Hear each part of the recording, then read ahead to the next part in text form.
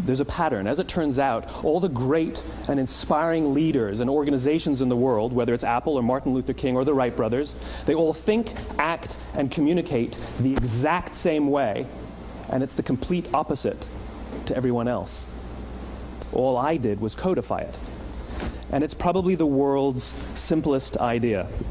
I call it the golden circle.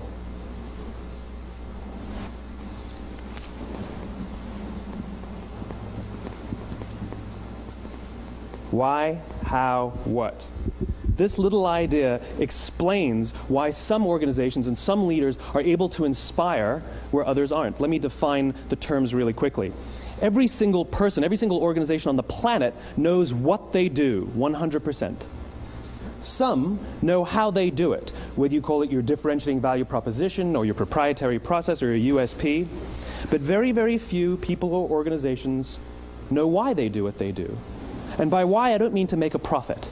That's a result. It's always a result. By why, I mean what's your purpose? What's your cause? What's your belief? Why does your organization exist? Why do you get out of bed in the morning? And why should anyone care?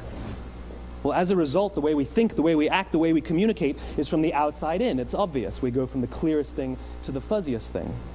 But the inspired leaders and the inspired organizations, regardless of their size, regardless of their industry, all think, act, and communicate from the inside out.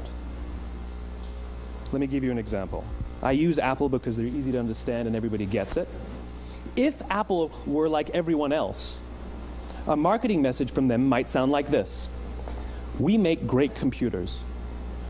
They're beautifully designed, simple to use, and user-friendly. Want to buy one? Meh. And that's how most of us communicate. That's how most marketing is done, that's how most sales is done, and that's how most of us communicate interpersonally. We say what we do, we say how we're different or how we're better, and we expect some sort of behavior, a purchase, a vote, something like that. Here's our new law firm.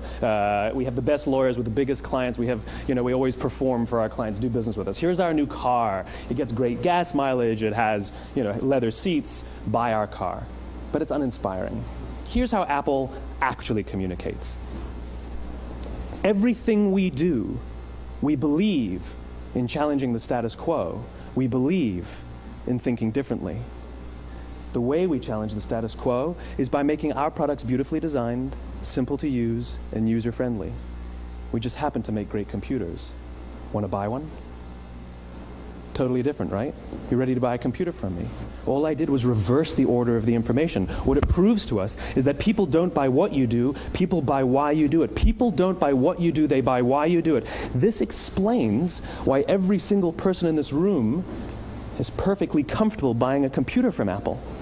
But we're also perfectly comfortable buying an MP3 player from Apple, or a phone from Apple, or a DVR from Apple.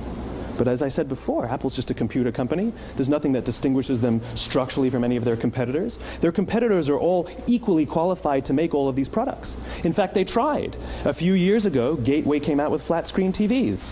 They're eminently qualified to make flat-screen TVs. They've been making flat-screen monitors for years. Nobody bought one. And Dell came out with MP3 players and PDAs. And they make great quality products, and they can make perfectly well-designed products, and nobody bought one. In fact, talking about it now, we can't even imagine buying an MP3 player from Dell. Why would you buy an MP3 player from a computer company? But we do it every day. People don't buy what you do, they buy why you do it. The goal is not to do business with everybody who needs what you have. The goal is to do business with people who believe what you believe. Here's the best part. None of what I'm telling you is my opinion. It's all grounded in the tenets of biology, not psychology, biology. If you look at a cross-section of the human brain, looking from the top down, what you see is the human brain is actually broken into three major components that correlate perfectly with the golden circle. Our newest brain, our Homo sapien brain, our neocortex, corresponds with the what level. The neocortex is responsible for all of our rational and analytical thought and language. The middle two sections make up our limbic brains, and our limbic brains are responsible for all of our feelings, like trust and loyalty. It's also responsible for all human behavior, all decision-making, and it has no capacity for language. In other words, when we communicate from the outside in, yes, people can understand vast amounts of complicated information like features and benefits and facts and figures. It just doesn't drive behavior. When we communicate from the inside out, we're talking directly to the part of the brain that controls behavior, and then we allow people to rationalize it with the tangible things we say and do.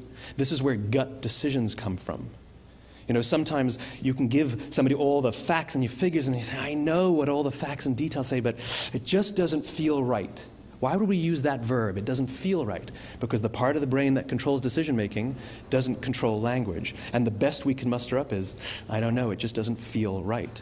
Or sometimes you say you're leading with your heart or you're leading with your soul. Well, I hate to break it to you, those aren't other body parts controlling your behavior. It's all happening here in your limbic brain, the part of the brain that controls decision-making and not language.